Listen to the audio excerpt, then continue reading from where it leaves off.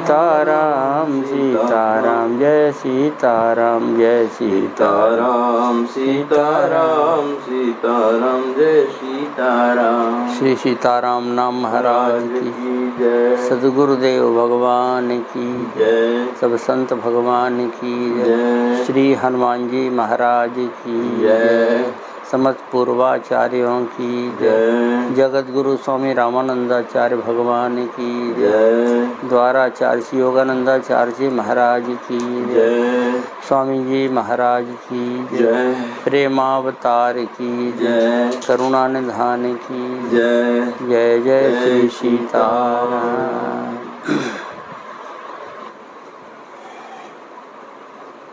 लोक में देखा जाता है कि पिता अपने संतान को सुखी करने के प्रयास में लगे रहते, सारा जीवन इसी में लगा देते हैं। हमारे बच्चे सुखी रहें, उनको कोई कष्ट न हो हैं, स्वस्थ रहें, प्रसन्न रहें और उनको कोई अभाव नहीं हो।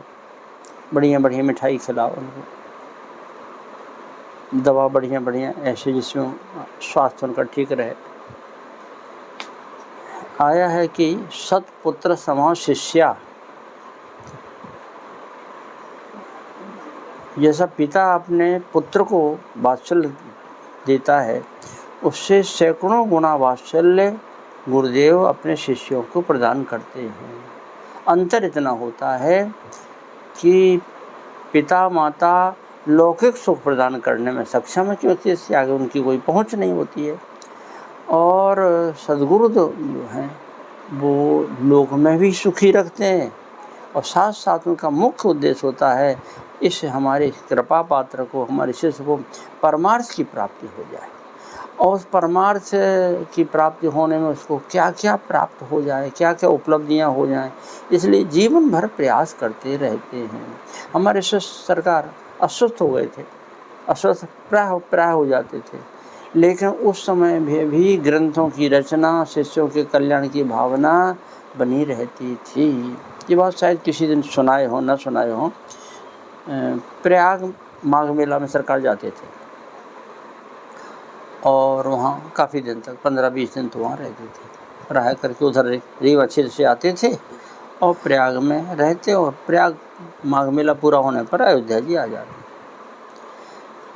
सरकार का शरीर सुकुमार और वहाँ ठंडी का मौसम, अस्वस्थ हो जाते थे। एक बार ज़्यादा अस्वस्थ हो गए और फिर वहाँ से अयोध्या जी आए तो अस्वस्थता के कारण से सरकार के कार्यक्रम सब बंद हो गए। मतलब जो सवेरे पूजन का दरबार, दोपहर का और शाम का सब बंद। बस आओ, जिनको दर्शन करना दर्शन करो, दंडवत करो, चलो, रुकना बैठना नहीं, ऐसे चल रहा। पता नहीं क्या संयोग था, उन दिनों अपना आसन सिद्ध सदन में ही था जहाँ सरकार विराजमान था, कोई कार्यक्रम नहीं हो रहे थे, लेकिन हम थे वहीं पर। तो सवेरे के समय हमको मान जी की आवाज़ सुनाई पड़ी, कीर्तन करते हैं, जैसे सरकार के जो भैरवी में कीर्तन होता है, वो कीर्तन की ध्वनि सुनाई पड़ी। तो हमको लगा कि सरकार के यहाँ कार्यक्रम तो होता नहीं है, और ये जो आवाज़ आ रही है तो हो सकता कहीं कैसेट वैसेट हो, रिकॉर्ड किया हो, उसी से मतलब देख तो लें। तुम गए ऊपर, देखा सरकार अपने आसन पर विराजे, कुलकर्णी जी पूजन कर रहे हैं और महान जी महाराज बाजा लेकर के कीर्तन कर रहे हैं। कीर्तन की सेवा ठाकुर सरकार की कृपा से हमको प्राप्त थी। अब हम स्नान भी नहीं किए थे, उस मामले में असावधान थे। अब सरकार दरबार तो होना नहीं है, और आए हम चटपट स्नान किया और फट से 1 मिनट बाद तिलक लगाया और पहुँच गए। जाकर के पहुँच गए तो महान जी ने बाजा दे दिया, कीर्तन शुरू कर दिया। कीर्तन हुआ और फिर जैसा पनयन की आरती हुई, और पनयन की आरती के बाद में फिर सरकार का पूजन हुआ। और सरकार का पूजन होने के बाद में आरती, सरकार की आरती हुई और कार्यक्रम पूरा हो गया। सरकार की वाणी बड़ी नाजुक थी, उस समय स्वास्थ्य बढ़िया नहीं था, ऐसे हल्के हल्के से बुलाया सब कुछ। आरती क्यों करते हैं, आरती किस लिए करते हैं? तो जिसने उत्तर दिया, मंजिल दिया हो या दास ही बोला हो, आरती माने कष्ट। तो सरकार को जो कष्ट है उसको बत्ती से उतार लिया, उतार करके हम अपने सिर पर लेते हैं, कष्ट हमको हो जाए, हमारी सरकार प्रसन्न है। बहुत अच्छी बात है, बड़ी अच्छी भावना है, वो ऐसे ही करना चाहिए। लेकिन ये बताओ हमारा कष्ट क्या है? जो कष्ट उतारते हो, आरती उतारते हो, तो हमारा कष्ट क्या है? देखो शारीरिक रोग हमारा कष्ट नहीं है, हम शरीर में नहीं है, हम शरीर से अलग हैं। तो शरीर का रोग बीमारी होना ये है, ठीक है अपनी जगह, लेकिन हम उससे कोई कष्ट नहीं है। तो फिर आरती क्या उतारते? जब हमारा शरीर का रोग हमारा कष्ट नहीं है तो क्या आरती उतारते, क्या कष्ट उतारोगे? अब कोई इसका उत्तर कुछ नहीं दिया। तो सरकार बोले सुनो ध्यान से, हमारा कष्ट को उतारना क्या है, हमारा कष्ट है क्या? सरकार ने कहा कि जो जैसा हम चाहते हैं आप लोगों को वैसे आप लोग नहीं बन पा रहे हैं, यही हमारा कष्ट है। अगर हमारी आरती उतारना है तो ये आरती उतारो, हम जैसा चाहते हैं वैसे बन जाओ। ऐसे सरकार, तो सरकार हमेशा शिष्यों के कल्याण की बात, और परमार्थ तो सरकार बनाते ही थे, और संसार में भी कोई कमी नहीं रखते थे। सरकार के जितने कृपा पात्र हैं सब लौकिक दृष्टि से भी सुखी संपन्न। एक लखनऊ के रुक्मिणी जी आती थी महिला, उनके पतिदेव का विश्वनाथ अग्रवाल, मारवाड़ी थे, विश्वनाथ अग्रवाल और उनकी पत्नी रुक्मिणी जानकी महल में ठहरते थे। हम जानकी महल में कथा कहते थे। उस समय हमारे प्रति उनकी श्रद्धा थी, दीक्षा के लिए प्रार्थना की, हम उस समय दीक्षा हम बिल्कुल देते नहीं थे। हमने कहा कोई बात नहीं, आप चलिए हमारे सरकार के पास, उनका दर्शन करिए और उनसे दीक्षा लीजिए। तो फिर विधान बन गया, उनकी दीक्षा हुई। जीवन भर किराए के मकान में रहे हैं। आरा मशीन शायद उनकी चलती थी, क्या काम होता था, वो लड़के बच्चे थे जो करते थे, लेकिन किराए का मकान। उधर दीक्षा से होकर के बाहर निकले और फ़ोन आ गया उनके लड़के का कि मकान की बात हो चुकी है, बयाना हो गया, अब आइए जल्दी से लिखा पढ़ी करवाना है। मतलब दीक्षा लिए और ज़िंदगी भर किराए के मकान में रहते रहे और उसी दिन अपना मकान हो गया। ऐसे सरकार है। रोटी लूगा नीके राखे, आगे हुको वेद भागे। जो सरकार के हो गए वो परमार्थ भी बना और लोक भी बना। तो सरकार चिंतन करते रहते थे कि जी कल्याण के लिए हम क्या कर दें, क्या कर दें। एक बार सरकार अयोध्या धाम में रामकुंज आश्रम की छत पर बैठे, सायंकाल के समय अंधेरा हो गया था और बैठे सरकार चिंतन किस बात का कि नाम जप मंत्र जाप का जाप होता है, जो गुरुदेव ने मंत्र दिया है उसका जाप करना है, ये तो अपनी जगह है ही। इसके अलावा कोई कीर्तन, कोई भैया जो कीर्तन हमारे शिष्य लोग सब करें, ऐसा कोई कीर्तन होना चाहिए। मन में ऐसा विचार आया तो भगवान से तार जोड़ा सरकार ने। उसी समय एक कीर्तन की ध्वनि प्रकट हुई। कौन सी? श्री रामा शरणम, अष्टाक्षर शरणागति का मंत्र ये प्रकट हो गया। उस मतलब सरकार की स्मरण हुई इस प्रकार की, और सरकार ने उसको पकड़ लिया कि ये कीर्तन ही उचित है।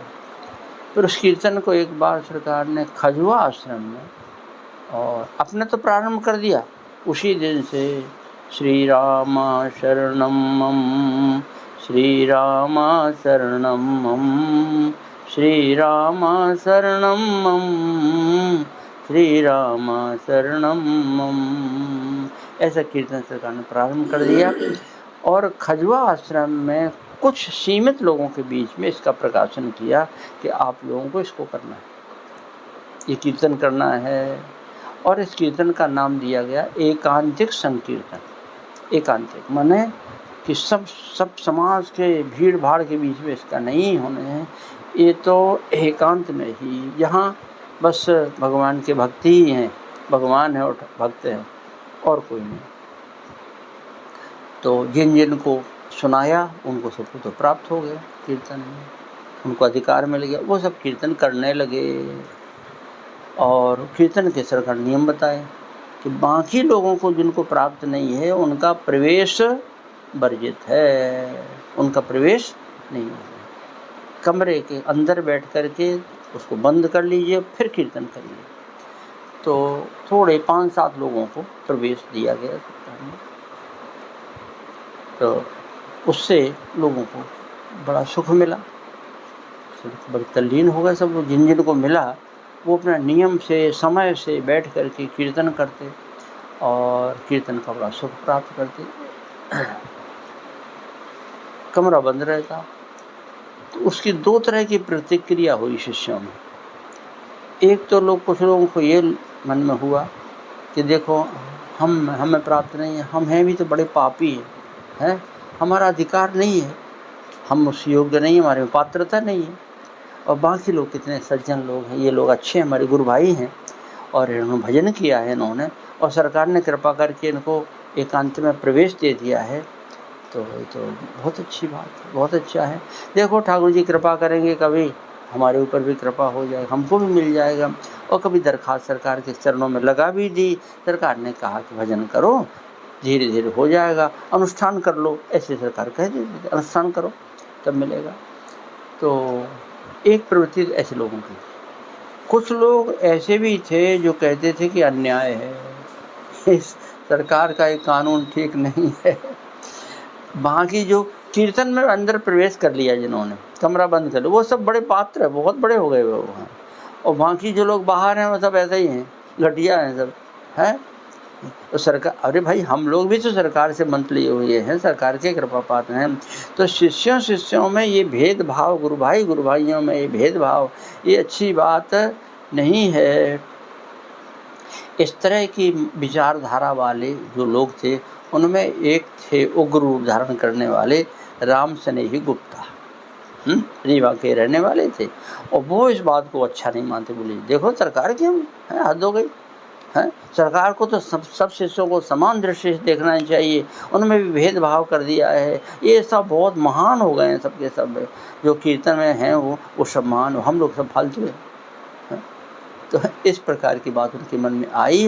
और सरकार उन दिनों रीवा में थे और यहाँ तक उन्होंने कर दिया कि हम तो अनशन करेंगे, कुछ खाएंगे पिएंगे, जब तक हमको नहीं मिल जाएगा तब तक हम अनशन करेंगे। और बैठ गए अनशन के ऊपर में। अब बात सरकार तक पहुँच गई।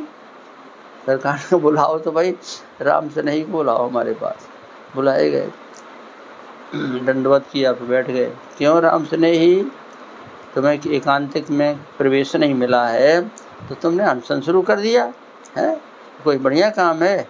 गुरुजी ने जो विधान बताया है उस विधान में हेर फेर करना अच्छी बात नहीं है, हैं।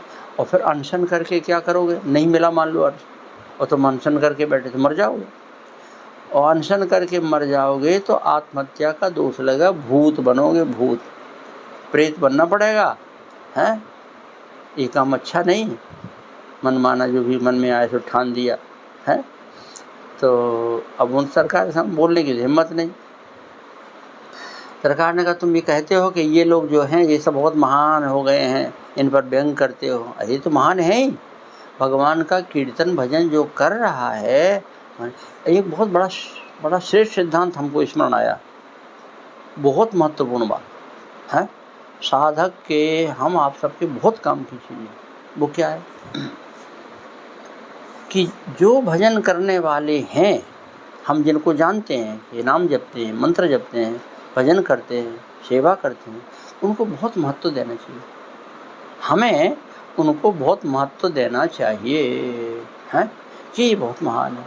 ये बात कहाँ से आई है, गोस्वामी तुलसीदास जी महाराज है, महर्षि वाल्मीकि जी के अवतार, और जिन्होंने हम संतों से सुना है कि जीवन में उन्होंने 9 का जाप किया। प्रारंभ में नौ का माने 9 अंक को 9 बार लिखिए, जो संख्या बनती है 99,99,00,99,900 है। अभी बाकी रहेगा वही 99,99,00,99,000 और 999 है। इतना नाम जप हुआ तो 1 9 का हुई। गोस्वामी तुलसीदास जी महाराज ने 9 का जाप किया, और जिसको जोड़ा घटा जाए, विचार किया जाए तो लगभग 50 वर्ष का समय लगता है। माने 45 के लगभग कब है, लेकिन बीमार पड़ जाते हैं, कभी कुछ हो जाता है, कभी कुछ हो जाता है, एक साथ चलता कहाँ है? लगभग 50 वर्ष का समय चाहिए। इतना नाम जपने वाला महापुरुष है। और उसके बाद जिन्होंने रामचरितमानस पंचम वेद संत मानते हैं, जैसा कोई ग्रंथ नहीं। जितना प्रचार रामचरितमानस का हुआ, इतना प्रचार किसी ग्रंथ का नहीं हुआ। और उस ग्रंथ के रचनाकार गोस्वामी तुलसीदास महाराज, जिनका नाम उच्चारण करते हुए जन्म हुआ और नाम जपते जपते ही भगवत धाम चले गए, उनका कहना है, तुलसी जाके मुखन ते धोखेउ निकसत राम। श्रद्धा से नहीं ले रहा है, भाव से, प्रेम से नहीं ले रहा है, धोखे से निकल गया। कहना था आम और मुँह से निकल गया राम, लेकिन हो गया काम है। ऐसे भी व्यक्ति जो नाम जापक हुआ है, या धोखे से निकल गया है, यदि उसको जूते की जरूरत पड़े और हमारी चमड़ी से अगर बन जाए तो हम अपने को धन्य मानेंगे। तुलसी जाके मुखन ते धोखे निकसत राम, ताके पग की पग तरी और मेरे तन को चाम। शंकर भगवान के समान नाम जापक कौन हो सकता है? महिमा नाम प्रभाव जान शिव नीको, कालकूट फल दीन अमी को। और जो दिन रात नाम जपते हैं, तुम पुण्य राम राम दिन रात दिन राम नाम जपते हैं, सोते नहीं हैं भोले बाबा, दिन रात नाम जपते हैं। वो कहते हैं कि जो कोई एक बार राम कहता है, क्या कहता है? जो एक बार कहता है राम, मैं उसको 3 बार दंडवत करता हूँ, 3 बार प्रणाम करता हूँ मैं उसको, है। तो इतने महान विभूतियों ने, शंकर भगवान साक्षात भगवान ही हैं, वो जब उनको प्रणाम कर रहे नाम जापक को, हैं, तो नाम जापक की कितनी महिमा है। तो हमें भी चाहिए कि नाम जपने वालों के प्रति बहुत श्रद्धा रखना चाहिए। अगर हम श्रद्धा रखेंगे तो हमारा भजन भजनदार हो जाएगा, और अगर हम किसी दूसरे व्यक्ति के भजन को महत्व नहीं देंगे तो हमारा भजन भी कैंसिल हो जाएगा, हैं। एक दृष्टांत बताएं। एक कोई व्यक्ति गया नाई के पास में हजामत बनवाने के लिए, और उसको समझा दिया, देखो सावधानी से बनना भाई, हैं, असावधानी से कभी कभी कट जाता है, खून बह जाता है। तो मैं नहीं आप निश्चिंत रहिए जी, कोई बात नहीं। और बनाया कट गया तो खून बहने लगा। हमने तुमको पहले कहा था, और तुमने जो खून कर दिया जगह के। उसने उतारा जूता और नाई को मार दिया, हैं। और नाई बहुत गुस्सा हुआ। अब हो गया काजी के पास, काजी माने न्यायाधीश, काजी के पास गया और बताया कि ऐसी ऐसी बात, बुलाया गया। क्यों मार? हमने इसको पहले समझा दिया था, हैं, और फिर भी इसने सावधानी, देखो हम कट गया। अरे वो तो हो जाता है भाई, हो गया, तो जूता नहीं मारना चाहिए था। जानते हो इसका तुमको दंड होगा? क्या दंड होगा? 8 आना, पुराने समय की बात, 8 आना दंड होगा तुमको। तो उसने व्यक्ति ने 1 रुपया निकाला, बोले हमारे पास खुला नहीं है, 8 आना हमारे पास खुला नहीं है, 1 रुपया है। सो काजी जी 8 आना इसको दे दीजिए, और 8 आना आप अपने पास रखिए, और 1 जूता काजी में मार दिया। क्यों? काजी ने फैसला किया कि जूता मारने का दंड है 8 आना, 8 आना उसको दे दो, 8 आना तुम अपने पास रखो, 1 जूता प्रसाद तुम भी ले लो। मतलब क्या? मतलब कहने का कि एक नियम कानून तो काजी ने बनाया कि नहीं बनाया? काजी ने बनाया वो। इसी प्रकार से हम भजन करने वालों के प्रति हमारी क्या धारणा है? अगर हम ये मानते हैं सब ऐसे ये पाखंड है, सब क्या राम राम करते हैं, जब हम दूसरे के भजन को हम महत्व नहीं देंगे तो आपका भी कैंसिल हो जाएगा। आपके भजन का भी कोई महत्व नहीं है। और अगर हम दूसरे के भजन को महत्व है तो भैया ये भजन करते हैं, देखो कितने भाग्यशाली हैं ये, है ये नाम जपते हैं जाकर के, है कितना भगवान की इनके ऊपर कृपा है। अब हम तो ऐसे ही रह गए, हमसे तो भजन हुआ नहीं है, ये कैसा भजन करते हैं। अब हमने उनके भजन को महत्व दिया तो हमारा भजन भी भजनदार हो जाए, ठाकुर जी हमारे भजन को भी महत्व देंगे। इसीलिए कभी भी भजन करने वालों को सामान्य नहीं समझना चाहिए। अब एक बात और उठती, भजन करने वाले कौन और ना भजन करने वाले कौन, ये भी तो समझ में नहीं आता कैसे। इसीलिए सबसे आखिरी में, अरे भाई भक्तमाल में कथा आती है अंतर्निष्ठ नरपाल की, जीवन भर उन्होंने भजन महान बड़े भजनानंदी थे, लेकिन बाहर में प्रदर्शन बिल्कुल नहीं था उनका, कोई जानता ही नहीं था। अंगना मरम न पावे, उनकी पत्नी महारानी जी जो है वो भी नहीं जानती थी और कहती नहीं थी आप भजन नहीं करते हैं, आप भजन किया करिए। अरे अब तुम तो करती हो भजन, अब तुम आधा तो हमको वैसे ही मिल जाए, ऐसी बातें बना देते थे। रात में सोते समय हा बिहारी, आंखों से आंसू बहते और मुख से नाम लेकर सोते समय निकला। तब रानी को पता लगा जा करके, रानी ने उत्सव मनाया। हाँ देखो सोते सोते भगवान का नाम लेते हैं, ये तो बहुत महान महापुरुष हैं जाकर के, वाह मेरा जीवन धन्य हो गया। मैं तो इनको ऐसे ही समझती थी जाकर, सवेरे शहनाई वाले को बुलाओ, बधाई होना चाहिए बधाई। अब वो उठे जागे जब राजा साहब, क्या बात है आज कोई उत्सव है? हाँ मेरे जीवन का सबसे बड़ा उत्सव है। क्या उत्सव भाई, आज तो कोई उत्सव नहीं समझ में आता क्या? अरे मेरा उत्सव ये है कि मैं समझती थी कि आप भजन नहीं करते हैं, आप तो बड़े भजनानंदी हैं भाई, हद कर दिया आपने तो। आप सोते समय भगवान का नाम लेते हैं, कीर्तन करते हो, ऐसे नहीं आंखों से आंसू बहते हुए। तो राजा साहब ने कहा क्या मेरे मुख से भगवान का नाम निकल गया है? एक बार फिर भा बिहारी प्राण त्याग दिए हैं। तो जीवन साथ में रहने वाली धर्मपत्नी महारानी नहीं समझ पाई कि भगवान का, इसलिए हम ये निर्णय कैसे दे सकते हैं ये भजन करने वाले हैं, ये भजन करने वाले नहीं हैं। इसलिए गोस्वामी तुलसीदास जी महाराज की रामचरितमानस की पंक्ति चौपाई ये सबसे बढ़िया है। कौन सी? श्री राम मैं सब जग जानी, करूं प्रणाम जोर जुग पानी। ऐसे ही साधु संतों के समाज में जब पंगत होती है ना, एक जयकारा बोली जाती है। कौन सी जयकारा? अनंत कोटि वैष्णव की है, अनंत कोटि वैष्णव की जय है।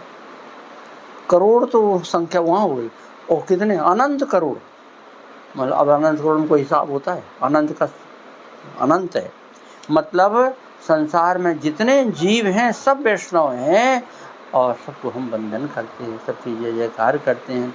ऐसा मान करके चलेंगे सब भगवान के स्वरूप हैं, तब हमारा भजन काम करेगा, नहीं तो भजन काम नहीं करेगा। यही कारण से है हमारी जो साधु संतों पर भजन करने वाले गुरु भाइयों पर उंगली उठ जाती है ना, अरे ऐसे ही है, अरे हम जानते हैं इनको, उनका तो कुछ नहीं बिगड़ेगा, उनकी तरफ से एक उंगली गई है, ये 3 उंगली इधर आ रही हैं, तो अपना समझो, हाँ सब बराबर हो जाएगा।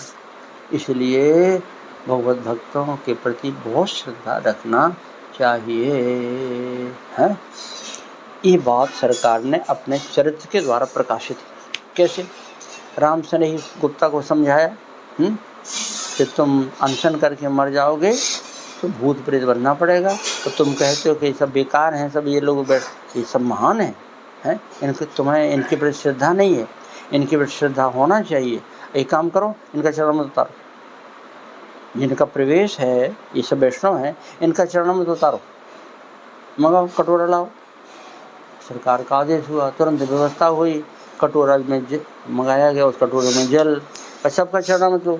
अब सरकार के सामने शिष्य लोग चरणामृत नहीं देंगे, तो कहा कि नहीं आदेश है, हमारा आदेश है। तो लोगों ने समझा कि सबका चरणामृत उतरवाएंगे और राम स्नेही दास को कहेंगे कि पियो, हैं जिनके प्रति कहते हो कि ये सब ऐसे ही है, सब ऐसे ही है, तो ऐसा करेंगे। तो सरकार का आदेश हुआ, तो सबका चरणामृत लिया गया। चरण लेकर खड़े राम स्नेही दास बोले यहाँ रखो, यहाँ रख दो, सामने सरकार के सामने जो भी जगह रही हो वहाँ रखवा दिया चरणामृत को। और अब इनको दंडवत करो, इन सबको दंडवत करो सबको। अब राम सरी जब तक दंडवत करें तब तक सरकार ने कटोरा उठाया और पी लिया। आप शिष्य लोग जिनका चरण लिया गया है वो शिष्य लोग गुरु जी चरण पी रहे जगह, आप सब हाय हाय हाय हाय तो करके गुरु जी ये क्या कर रहे, ये क्या कर रहे, छीना कटोरा ले, तब तक आधा कटोरा खाली हो गया। मतलब सरकार ने बताया कि इनको सामान्य मत समझो, इनको साधारण मत समझो, ये महान है सबके सब। देखो हम तुम इसके सुपात्र नहीं हो, हैं, इस चरण पीने के अधिकारी नहीं हो। हाँ हाँ। फिर राम से नहीं को इतना अनशन वनशन जो कुछ किया, एकांतिक में प्रवेश मिल गया उनको।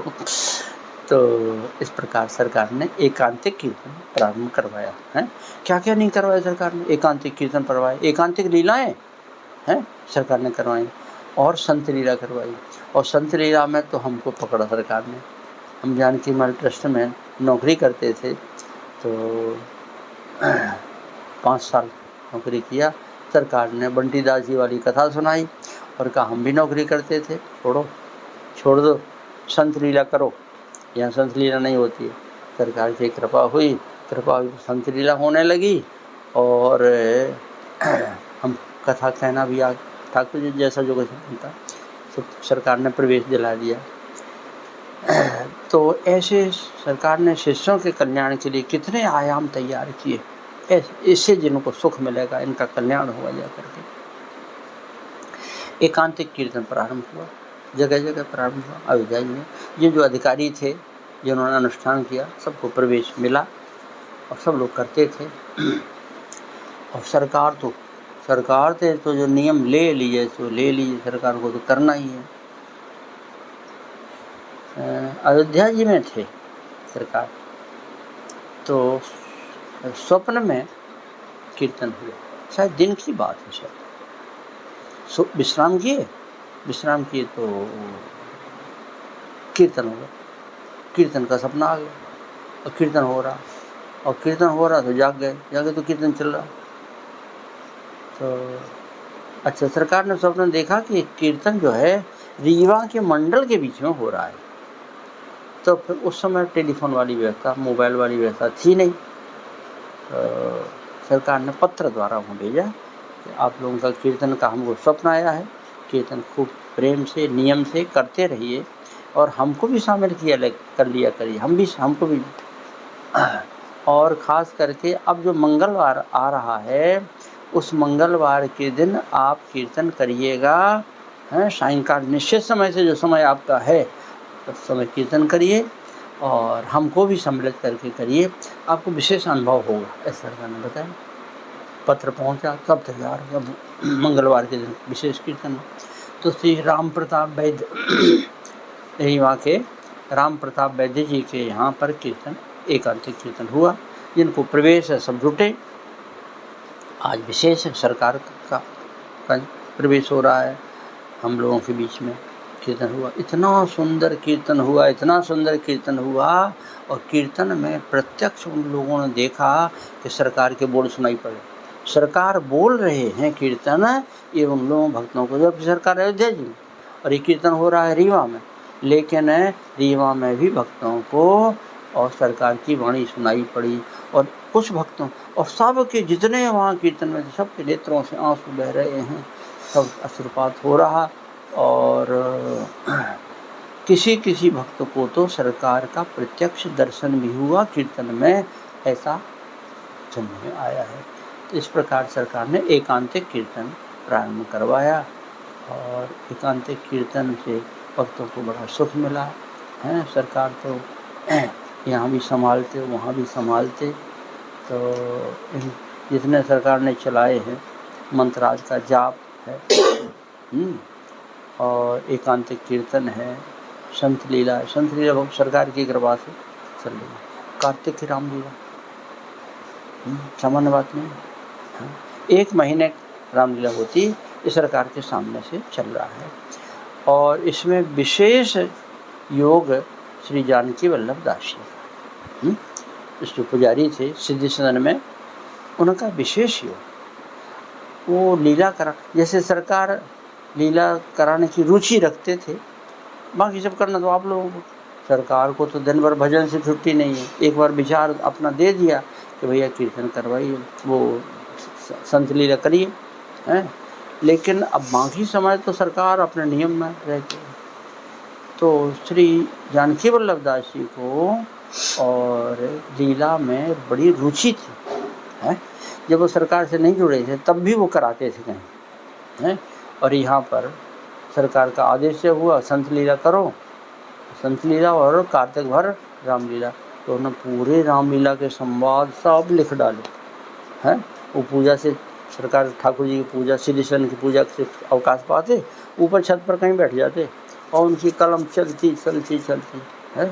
उन्हीं के उस संवादों को आधार लेकर के आज भी लीला होती है। 1 महीना पूरा कार्तिक भर रामलीला होती है और सरकार की कृपा से होती है, बस विशुद्ध कृपा से होती है। बाकी उसमें मिलावट बिल्कुल नहीं। क्यों? कोई तैयारी कुछ करते ही नहीं, कोई तैयारी नहीं करता है, हैं। ऐसे ही होती है, वहाँ कोई तैयारी नहीं करता है। बस लड़ाई करना हो तो लड़ जाएंगे, भिड़ जाएंगे और कभी कभी साक्षात ही लड़ जाएंगे। लेकिन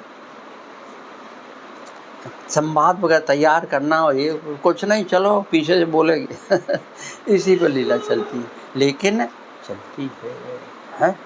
मैं एक बालक था, क्या नाम था, हमारे मन में आया कि अब घसट रही है लीला, लोग तैयारी तो कुछ करते नहीं हैं, अब ऐसे ही काम चला हुआ, गाड़ी चल रही है किसी तरह, धक्का प्लेट गाड़ी है, ऐसा मन में आया। और उसी दिन भरत जी का पाठ कौन कर रहा था? मल्लिकार्जुन बालक था ना, है, वो पाठ कर रहा था भरत जी का पाठ करते हैं, नेत्रों से आंसुओं की धारा बह रही।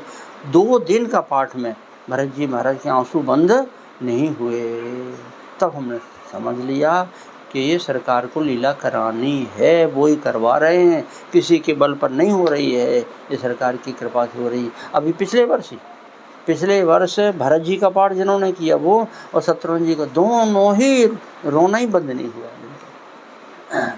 तो इस सरकार ने चलाया हम लोगों के कल्याण के लिए, है। सरकार की कृपा से वो कार्तिक की रामलीला भी चल रही है और रविवार की संत लीला भी चल रही है।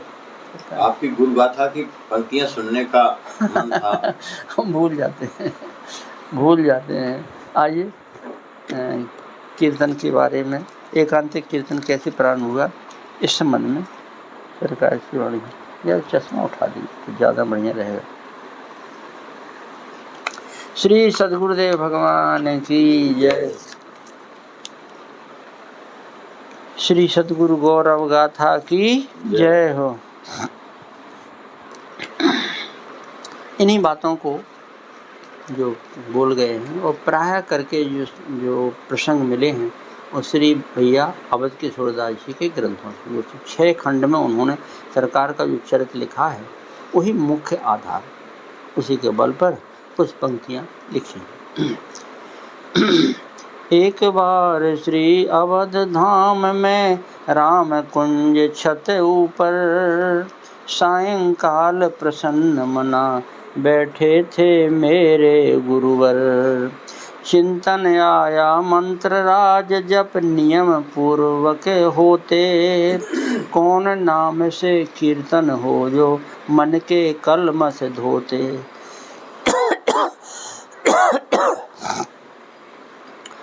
सहसा गुरुवर वाणी से अवतार हुआ कीर्तन का। जैसे भगवान का अवतार होता है ना, ऐसे कीर्तन भगवान का अवतार हुआ।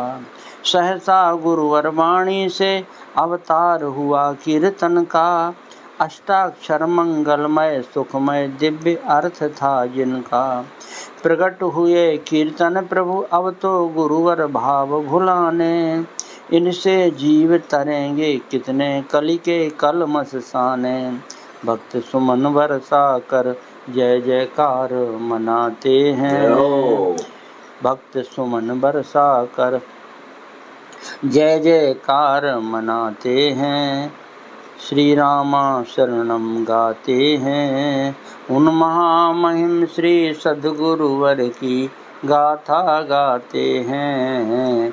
हम कथा सुनाते हैं, हैं ज्ञानी गुण के निधान, मेरे सद्गुरुदेव महान।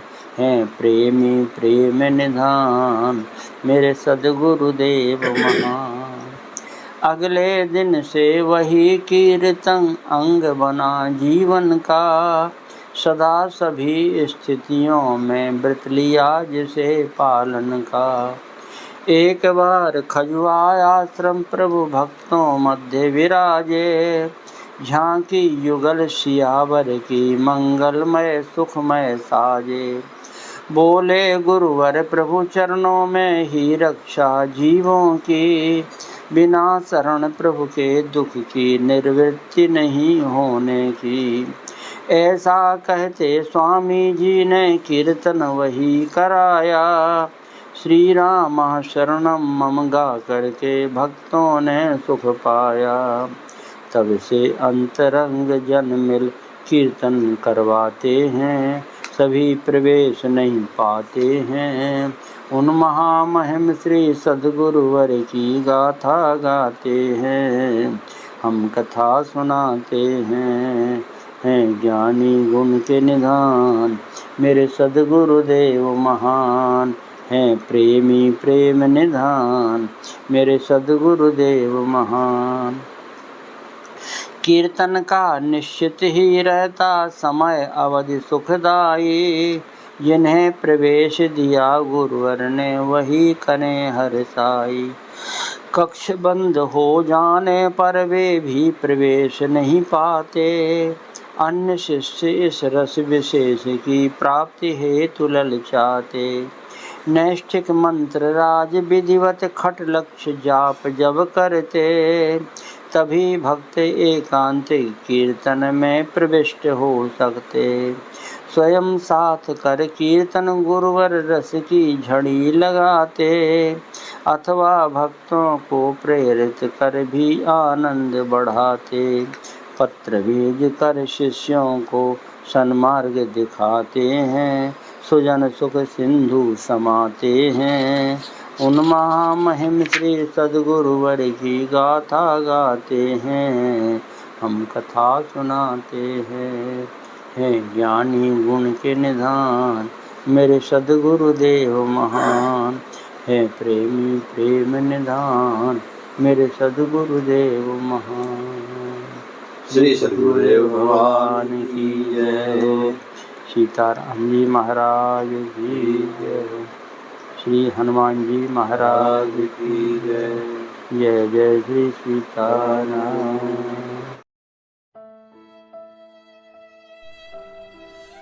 इनको लकवा मारने के बाद 1 महीने तक अपने बिस्तर पर पड़े रहे। दुर्भाग्य हमारे समाज का, कोई हाथ नहीं लगाता था, बेचारे खिसक खिसक के लेटन करते थे। आज अस्वस्थ सेवा ट्रस्ट आपकी देख रहे हैं आप किस प्रकार से स्नान करा रही है, और इनको हर प्रकार के इलाज की सुविधा अब चलने लगे हैं ये। और मेरे प्यारे भाइयों, जिंदगी में कठिनाइयां हमें सही रास्ता दिखा जाती हैं, अवश्य ही उनसे घबराना नहीं चाहिए। जय श्री राम। हाय, इनको कितना कष्ट है। आज बाबा, हॉस्पिटल में आपको ये लकवा मारा है, कितने दिन पहले मारा है? अपने को स्वयं इस जगह पर रखकर देखें, जब पैसा भी पास में ना हो और कोई अपना सहयोग करने वाला भी ना हो तो क्या होगा।